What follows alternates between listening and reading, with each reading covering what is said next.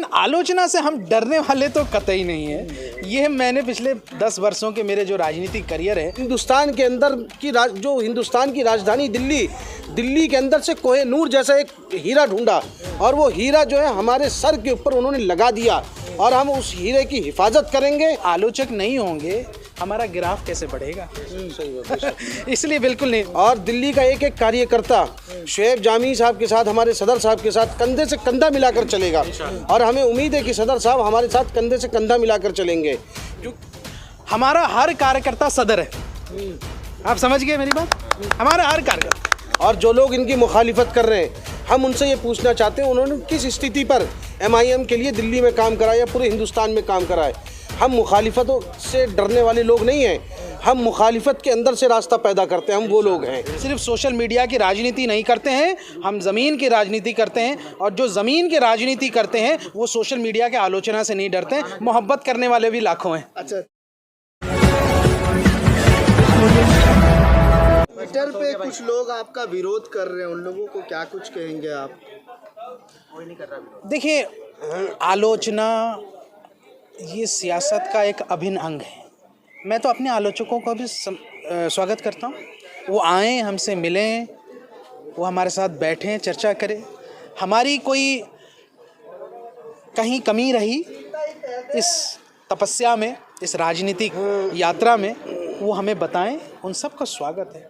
लेकिन आलोचना से हम डरने वाले तो कतई नहीं है। ये मैंने पिछले 10 वर्षों के मेरे जो राजनीतिक करियर है उससे आप बखूबी जानते होंगे। मैं अपने समर्थकों और आलोचकों को इक्वली स्वागत करता हूँ। मेरे यहाँ कभी इस बात की ये नहीं होगी कि जो हमारे आलोचक होंगे उनको हम किसी टेढ़ी निगाह से देखें, ऐसा कभी नहीं होगा।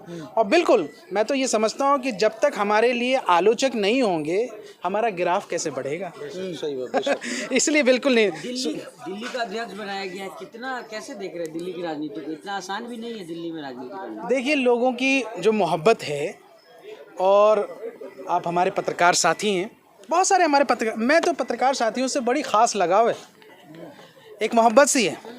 कुछ एक चीज़ें होती हैं उस पर बहुत ज़्यादा ध्यान नहीं देना चाहिए, लेकिन मैं ये मानता हूँ कि हमारे पत्रकार साथी इस राजनीति का, इस डेमोक्रेसी का अभिन्न अंग है। मैं उन सब के साथ मिल के काम करना चाहता हूँ, क्योंकि हमारी बात जनता तक पहुँचाने की जिम्मेदारी आप सबकी भी है। ये एक अमानत होगी।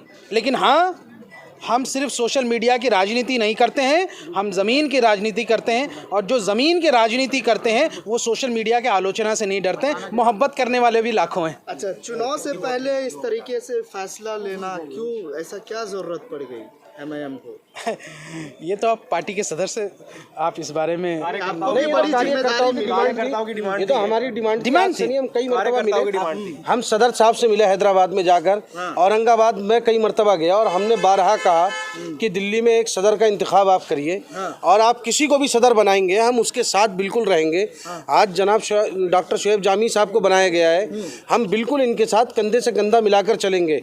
और जो लोग इनकी मुखालिफत कर रहे हैं, हम उनसे ये पूछना चाहते हैं उन्होंने किस स्थिति पर MIM के लिए दिल्ली में काम करा या पूरे हिंदुस्तान में काम करा है। हम मुखालिफतों से डरने वाले लोग नहीं हैं, हम मुखालिफत के अंदर से रास्ता पैदा करते हैं, हम वो लोग हैं। और हम इंशाअल्लाह MIM को रोड से उठाकर आसमान तक ले जाएंगे।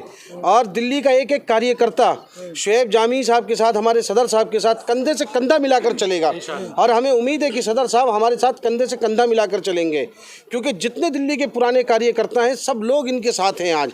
और हम लोग बिल्कुल दिल से जनाब अकबरुद्दीन ओवैसी साहब का, जनाब असदुद्दीन ओवैसी साहब का और हमारे प्रभारी जनाब इम्तियाज़ जलील साहब का तहे दिल से शुक्रगुजार हैं कि उन्होंने पूरे हिंदुस्तान के अंदर की जो हिंदुस्तान की राजधानी दिल्ली के अंदर से कोहे नूर जैसा एक हीरा ढूंढा और वो हीरा जो है हमारे सर के ऊपर उन्होंने लगा दिया और हम उस हीरे की हिफाजत करेंगे।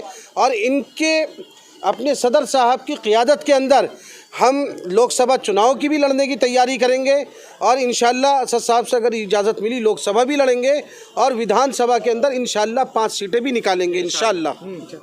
अब ये है कि हमारे कार्यकर्ताओं के पास इतनी एक पावर है, उनके पास एक डेमोक्रेसी में, मैं ये चाहता हूँ कि डेमोक्रेसी में हर कार्यकर्ता अपने आप को ये फील करे कि उसके पास भी पावर है।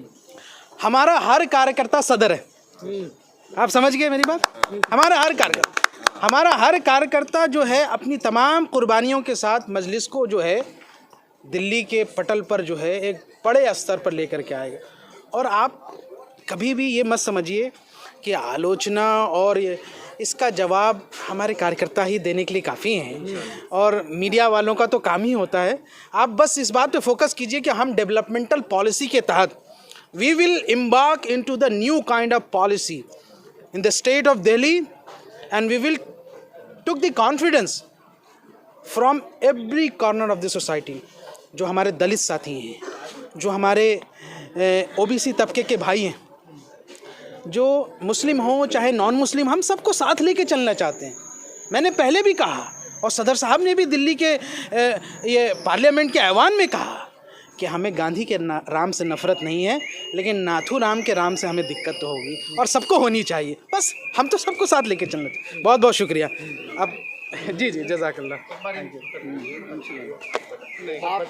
क्या कुछ कहना चाहेंगे? नए सदर आपके आ गए हुए हैं। मैं पहले मेरा नाम मोहम्मद फ़खरुद्दीन है। मैं वार्ड नंबर 245 ब्रजपुरी से लड़ा था।